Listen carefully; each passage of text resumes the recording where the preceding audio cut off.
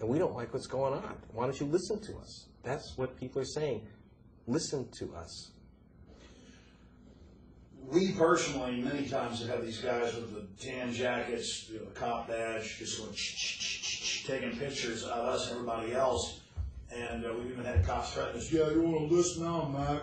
I mean, it's an open type of intimidation. Yeah, intimidation is the word. In fact, that's one of the things that I've been very concerned about, and you end up getting locked out. I know that I was pulled off CNN, I was pulled off NPR in America. It's dangerous stuff, whereas I'm quite mainstream in the rest of the planet, The Guardian, BBC television, whatever. You get, and I'm a safe guy. Other people are told if you dissent at all, you're on mystery lists, which will now follow you the rest of your career in life. And the idea, even if it's not true, the idea is to chill you out and shut you up. We now, in the last month, have had 2 congressmen, a senator and a House member, that have shown up on these no-fly lists, and one of the congressmen cannot get off of it. I mean, we got one of the senior members of the Senate who's on it. It took him a month to get off of it. And they say, oh, it's an accident, but it's a lot of conservative and liberal, any type of fringe activists who are really the populace, who are really mainstream, aren't being given any attention. Well, what I'm really concerned about right now is you have, high-profile celebrities, politicians like Teddy Kennedy and others who show up at airports and they find themselves on a no-fly list. And, of course, immediately the government says, oh, that was a mistake. The mistake is no-fly lists, okay? Let's remember something. On September 11th, America was attacked by 19 people who were not American citizens. Suddenly, on September 12th, according to John Ashcroft and George Bush, 270 million Americans became the suspects. When did we turn from victims to suspects? Why are there lists of Americans saying, we can't fly? We didn't have a single American hijacker. When did we Americans become the dangerous people to this administration? Well, that's like if one person commits a murder, then they put us all in jail because we could be murderers? Yeah, in fact, that's no joke. The idea that someone commits a murder and then we all spend time in jail. I'm looking at Florida where 94,000 people were put on a list listed as felons who can't vote. In fact, their crime was that they had the same race and a similar name and birth date to someone who's convicted somewhere else. The idea that you could possibly, in fact, Jeb Bush used the term potential felon. Well, in America, until the Bush family came along, I didn't know we had potential felons. We were innocent until proven guilty. Now we're all under suspicion. Now we're all being punished a bit just in case.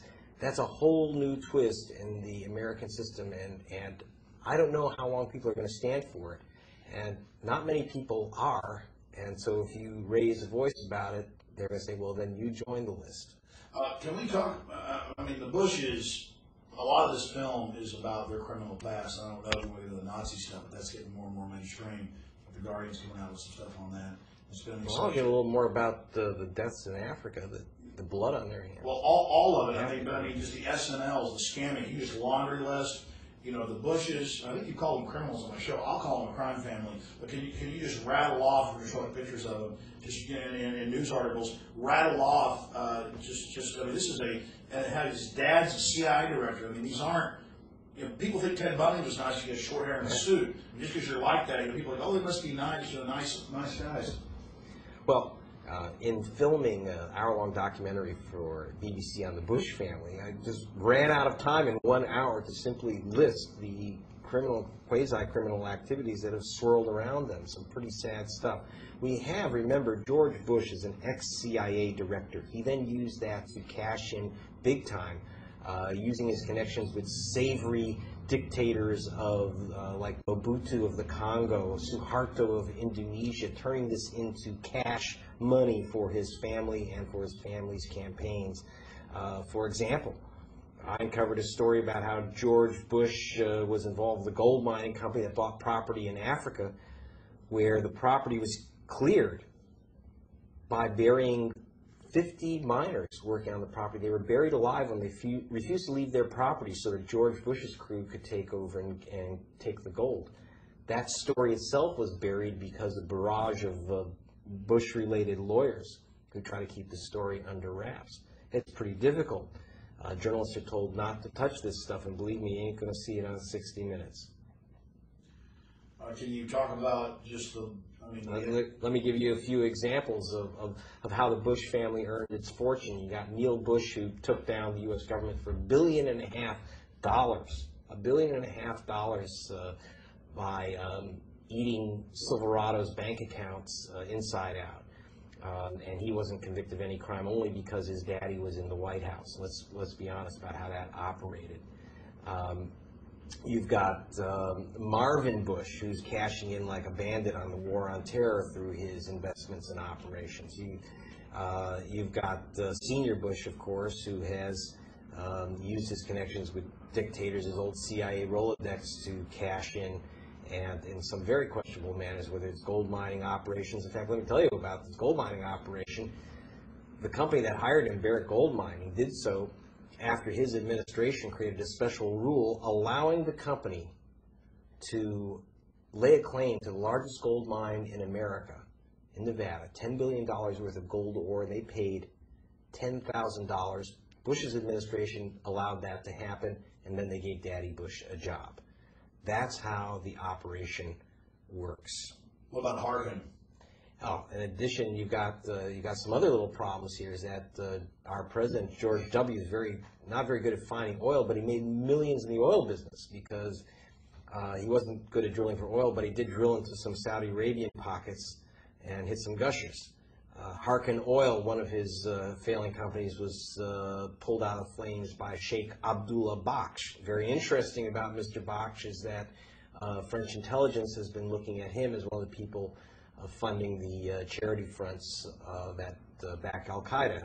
Whether that was done deliberately or not, if he knew where the money went, I don't know, but I'll tell you this, that no CIA agents were allowed to look deeper into that connection because it connected back to the Bush family. You've got other sheikhs who pulled the company pulled Bush's company out of the flames in the oil industry, including money that came from the bin Laden family.